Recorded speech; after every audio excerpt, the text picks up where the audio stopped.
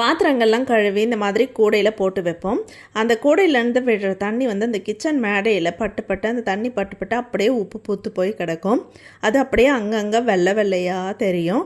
அது நம்ம எவ்வளோ க்ளீன் பண்ணாலுமே போகவே போகாது. நம்ம கிச்சன் மேடெல்லாம் தண்ணி ஊற்றி க்ளீன் பண்ணும்போது சேர்த்து கழுவோம், ஆனாலும் அப்போவுமே போகாது. நான் சொல்கிற இந்த மெத்தடை பயன்படுத்தி க்ளீன் பண்ணி பாருங்கள், ரொம்ப சூப்பராகவே க்ளீன் ஆகும். ஃபஸ்ட் டைமே உங்களுக்கு நல்ல ரிசல்ட்டு கிடைக்கும். அதுக்கு வினிகர் எடுத்துக்கோங்க. ஃபுல்லாக எந்த இடத்துலலாம் உப்பு பூத்து போயிருக்குதோ அந்த இடத்துலலாம் வினிகர் கொஞ்சம் ஊற்றிக்கோங்க.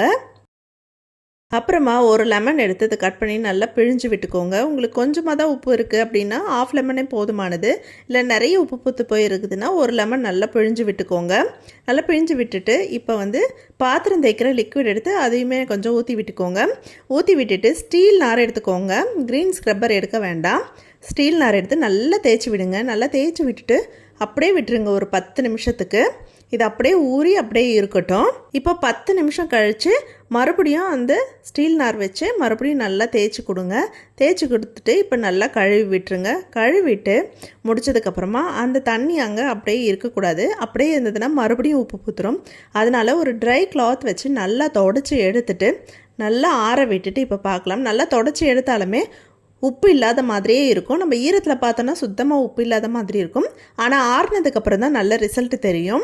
இப்போ பாருங்கள், நல்லா ஆறிடுச்சு. ஒரு 70-75% 75% அளவுக்கு அந்த உப்பு எல்லாம் வந்து போயிடுச்சு. ஃபஸ்ட் டைம் நான் வந்து இந்த மெத்தடில் வாஷ் பண்ணும்போதே இவ்வளோ போயிருக்குதுன்னா, நம்ம ரெகுலராக இதே மெத்தடை பயன்படுத்தி க்ளீன் பண்ணிகிட்டே வந்தோம்னா சூப்பராக அந்த கல் வந்து நல்லா பளிச்சுனே இருக்கும் எப்போவுமே. ஸோ இந்த மெத்தடை ட்ரை பண்ணி பாருங்கள்.